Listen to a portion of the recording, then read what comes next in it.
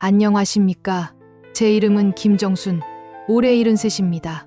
지금이야 제 이름 석자를 내건 국밥집 사장으로 불리지만 불과 1년 전까지만 해도 저는 이름 없이 그림자처럼 살던 늙은 어미였습니다. 제 손을 한번 보시렵니까?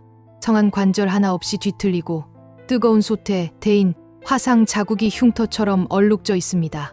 이 손은 제 고된 인생의 훈장이지만 이 훈장은 제 등골을 뽑아 먹고 자란 아들 내외가 달아준 피눈물로 얼룩진 주홍 글씨이기도 합니다.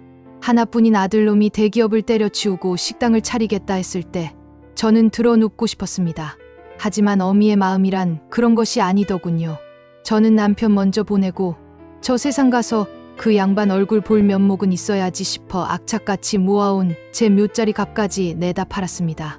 제 마지막 존엄까지 탈탈 털어 아들놈의 가게 보증금과 인테리어 비용을 대주었습니다. 아들은 제 손을 붙들고 눈물을 글썽이며 맹세했습니다.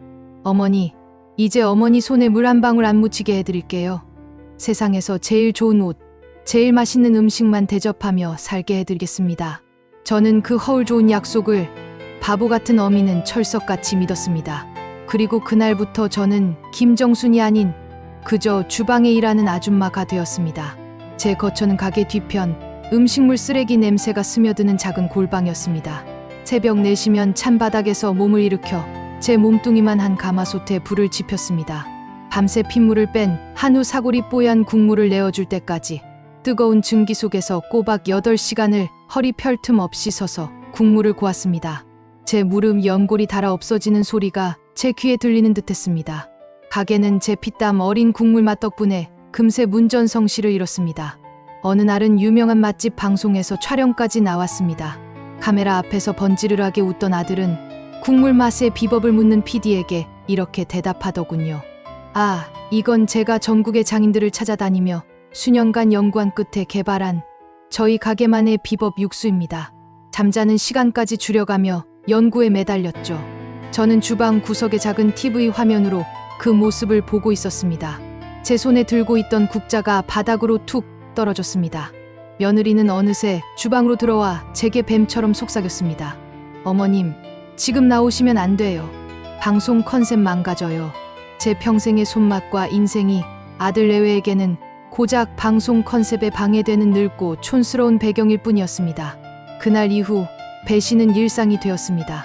아들은 원가를 아껴야 한다며 제가 고집하는 국산 한우 뼈다귀 대신 정체 모를 수입산 냉동뼈를 산더미처럼 들여왔습니다. 제가 기함하며 이런 걸로 국물을 우리면 손님들이 먼저 안다고 소리치자 아들은 장부가 적힌 종이를 제 얼굴에 던지며 악을 썼습니다. 엄마, 제정신이야? 엄마가 장사 물정을 몰라서 그래. 요즘 세상에 누가 이렇게 미련하게 장사해. 우리 가게 망하게 하려고 일부러 이러는 거지? 저는 기가 막혀 아무 말도 할 수 없었습니다. 제 정직함은 세상 물정 모르는 미련함이 되었고 제 고집은 가게를 망하게 하려는 악의가 되어 있었습니다. 그들은 제 모든 것을 빼앗아간 것도 모자라 제 영혼까지 짓밟고 있었습니다. 늙은 어미의 가슴은 시커멓게 멍들어 더 이상 고름조차 나오지 않을 지경이었습니다. 저는 그저 마지막 한 방울의 단물까지 빨리고 버려질 운명임을 직감하며 그저 묵묵히 뼈를 고을 뿐이었습니다. 제 심장이 끓는 것인지 가마솥이 끓는 것인지 모를 뜨거운 분노 속에서 말입니다. 그날 아들놈이 방송 카메라 앞에서 제 인생을 통째로 도둑질하는 것을 본 이후 제 마음속에 무언가가 죽어버렸습니다. 가마솥에서 끓고 있는 것은 뽀얀 사골, 국물이 아니라 제 시커멓게 타들어가는 억장이었습니다. 아들 가게는 방송을 탄 뒤 그야말로 날개를 달았지만 저는 그 화려한 성공의 가장 어두운 그림자 속에서 하루하루 좀먹어 들어가고 있었습니다. 며느리의 경멸은 이제 노골적으로 변했습니다. 제가 힘들게 담근 깍두기를 손님상에 내어가며 우리 어머니 손맛이 아니라 저희 가게만의 특제 비법으로 담근 겁니다. 라며 제 존재를 지워버렸습니다. 심지어는 제 면전에 대고 어머니, 주방에만 계세요. 손님들이 어머니 꾀죄죄한 모습 보면 입맛 떨어진대요. 라는 칼보다 더 아픈 말을 아무렇지 않게 내뱉었습니다. 제 피와 땀으로 이룬 이 모든 것들이 이제는 저를 부끄러워하고 있었습니다. 자식들은 제 노동력을 착취하는 것을 넘어 제 인격마저 말살하고 있었습니다. 저는 더 이상 어미가 아니었습니다. 돈 한 푼 받지 않고 꾸준히를 도맡아 하는 늙고 말 잘 듣는 노예, 그 이상도 이하도 아니었습니다. 매일 밤 골방에 누워 내가 왜 이렇게 살아야 하나 수백 건을 되물었지만 피덩이 같은 자식이라는 굴레는 차마 끊어낼 수가 없었습니다. 하지만 그 굴레가 끊어지는 것은 아주 사소하고도 모욕적인 순간이었습니다. 그날따라 유난히 허리가 끊어질 듯 쑤셨습니다. 전날 무거운 뼈 상자를 나르다 삐끗한 허리가 밤새 비명을 질러댔습니다. 저는 잠시라도 허리를 펴지 않으면 주저앉을 것만 같아 주방 구석의 낡은 플라스틱 의자에 잠시 몸을 기댔습니다. 눈을 감고 가쁜 숨을 몰아쉬는데 제 앞으로 그림자가 훅 드리워졌습니다. 며느리였습니다.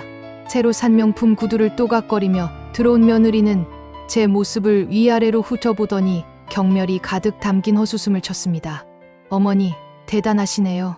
손님들은 밖에 줄을 섰는데 주방 책임자라는 분이 여기서 이렇게 태평하게 졸고 계세요? 조는 게 아니다. 허리가 아파서.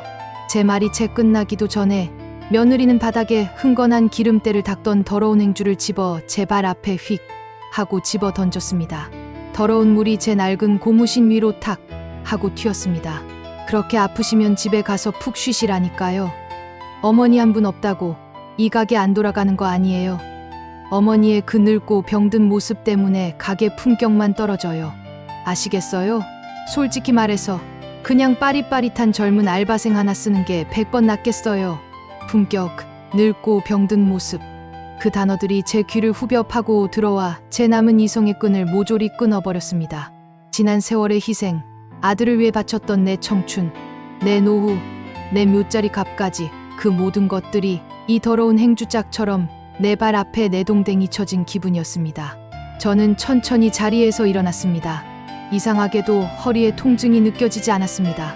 저는 말없이 기름때에 절어 갑옷처럼 딱딱해진 앞치마를 벗었습니다. 그리고 그 앞치마를 개수대에 던져버리고 며느리의 눈을 똑바로 쳐다봤습니다. 제 눈에서 어떤 살기가 흘렀는지 기세등등하던 며느리의 얼굴이 순간 하얗게 질리더군요. 그래, 내년들이 말하는 그 고상한 품격, 나 같은 늙은 어미 없이 얼마나 잘 지켜내는지 똑똑히 보자. 저는 단 한마디의 말도 없이 가게 뒷문으로 향했습니다.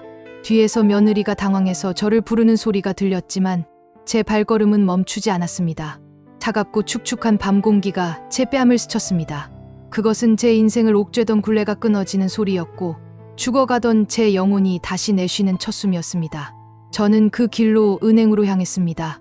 그리고 제 이름으로 남겨두었던 마지막 비상금을 모두 찾았습니다.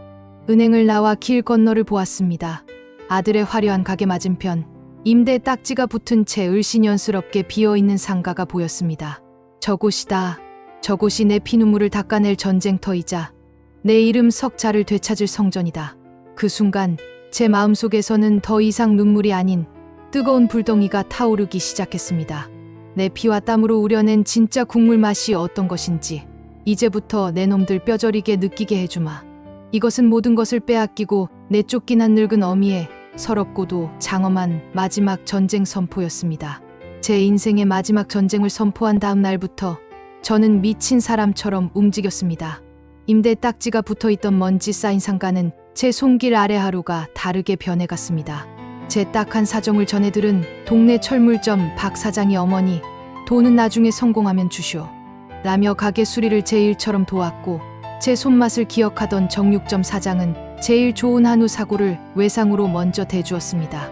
핏줄보다 진한 이웃들의 온정에 저는 몇 번이고 뜨거운 눈물을 쏟아냈습니다. 드디어 원조 정순 국밥이라는 제 이름 석자를 건 간판이 올라가던 날 저는 그 간판 아래서 한참을 서 있었습니다. 더 이상 누군가의 어미, 누군가의 아내가 아닌 오롯이 김정순으로 다시 태어나는 순간이었습니다. 가게 문을 연 첫날 길 건너 아들 가게에서는 저를 비웃는 시선이 느껴졌습니다. 하지만 그 비웃음이 처절한 후회로 바뀌는 데는 그리 오랜 시간이 걸리지 않았습니다. 제 가게의 문턱은 옛 단골 손님들로 닳기 시작했습니다. 제 국밥을 한 숟갈 맛본 손님들은 약속이나 한 듯이 외쳤습니다. 이 맛이었어. 진짜가 여기 있었네. 어머니, 길 건너는 이제 못 가겠습니다. 여기가 진짜 맛집입니다. 입소문은 불길처럼 번져나갔고 일주일 만에 제 가게 앞은 번호표를 받고 기다리는 손님들로 장사진을 이루었습니다. 저는 화려한 기교 대신 정직한 재료와 제 평생의 정성이라는 전공법으로 승부했습니다. 제 진심은 손님들의 혀끝을 통해 마음을 통해 똑똑히 전달되었습니다. 반면 어미의 심장을 도려내 세운 길 건너 아들의 가게는 급격히 몰락하기 시작했습니다. 원조의 깊은 맛이 사라진 국물은 손님들의 외면을 받았고 인터넷 동네 커뮤니티에는 길 건너 원조 집이랑은 차원이 다르네요. 여긴 다신 안 옴. 이라는 냉혹한 평가가 줄을 이었습니다. 아들 녀석은 저를 흉내낸다며 값싼 조미료를 들이부었지만 흉내는 흉내일 뿐 제 피땀 어린 손맛을 따라올 수는 없었습니다. 한 달쯤 지났을까요? 아들 녀석이 눈이 시뻘개져서 제 가게로 쳐들어왔습니다. 녀석은 사죄가 아닌 분노를 제게 쏟아냈습니다. 엄마, 이게 무슨 짓이야? 어떻게 아들 가게 바로 앞에서 장사를 할 수가 있어? 당장 가게 문 닫아. 저는 펄펄 끓는 솥 앞에서 묵묵히 땀을 닦으며 말했습니다. 내 어미는 내 놈이 내쫓던 날 이미 죽었다. 나는 내 어미가 아니라 이 가게 사장이다. 내 가게 앞에서 행패 부릴 거면 당장 나가거라. 아들은 제 단호한 기세에 아무 말도 못하고 분에 못 이겨 돌아갔습니다. 그리고 마침내 심판의 날이 찾아왔습니다. 석 달하고도 열흘이 지나 장대비가 세상을 집어삼킬 듯이 퍼붓던 밤이었습니다. 장사를 마감하려는데 가게 문 앞에 비에 쫄딱 젖은 생쥐꼴을 한 아들 내외가 나타났습니다. 그들의 화려했던 모습은 온데간데 없고 절망에 빠진 폐잔병의 모습만이 남아있었습니다. 두 사람은 제 앞에 오자마자 흙탕물이 고인 바닥에 그대로 무릎을 꿇었습니다. 어머니, 저희가 죽을 죄를 지었습니다. 가게 월세도 못 내서 내일이면 길바닥에 나앉게 생겼어요. 제발 저희 좀 살려주세요. 며느리는 화장기 없는 얼굴로 눈물 콧물을 쏟아내며 제 다리를 붙잡고 애원했습니다. 저는 끓고 있는 마지막 솥에 불을 끄고 그들을 천천히 내려다보았습니다. 그리고 제 한평생의 서름과 분노와 새로운 다짐을 담아 제 마지막 진심을 뱉어냈습니다. 일어나거라. 내 아들과 며느리는 방송에 나와 제 어미의 인생을 도둑질하고도 눈 하나 깜빡하지 않는 뻔뻔한 위선자들이었다. 내 아들과 며느리는 제 어미의 달아빠진 손을 부끄러워하고 늙고 병든 모습을 가게의 수치라 여기며 더러운 행주짝을 내던지는 잔인한 인간들이었다. 너희는 내 자식이 아니다. 저는 잠시 숨을 골랐습니다. 그리고 제 인생에서 가장 단단한 목소리로 말을 이었습니다. 너희가 무릎 꿇어야 할 대상은 내가 아니다. 너희의 오만함과 배은망덕함, 바로 그것에 무릎 꿇고 평생을 사죄하며 살아라. 나는 이제 더 이상 너희에게 무시당하고 구박받던 늙은 어미가 아니다. 나는 이 가게의 사장, 김정순이다. 그러니 어서 일어나서 내 가게 앞에서 썩 꺼지거라. 제 말에 두 놈은 더 이상 아무 말도 못하고 빗속에서 한참을 울부짖다 서로를 부축하며 사라졌습니다. 속이 시원했냐고요? 아니요. 자식을 도려내는 어미의 가슴은 또 한 번 갈기갈기 찢어졌습니다. 하지만 저는 후회하지 않습니다. 썩은 살을 도려내야 새 살이 돋는 법이니까요. 오늘도 저는 새벽 4시면 어김없이 일어나 뼈를 고웁니다. 이제 이 국밥은 자식을 위한 희생이 아닌 저 자신을 위한 자부심의 맛입니다. 제 인생의 마지막 장은 이 뜨끈한 국밥처럼 진하고 구수하고 또 아주 뜨겁게 다시 시작되고 있었습니다.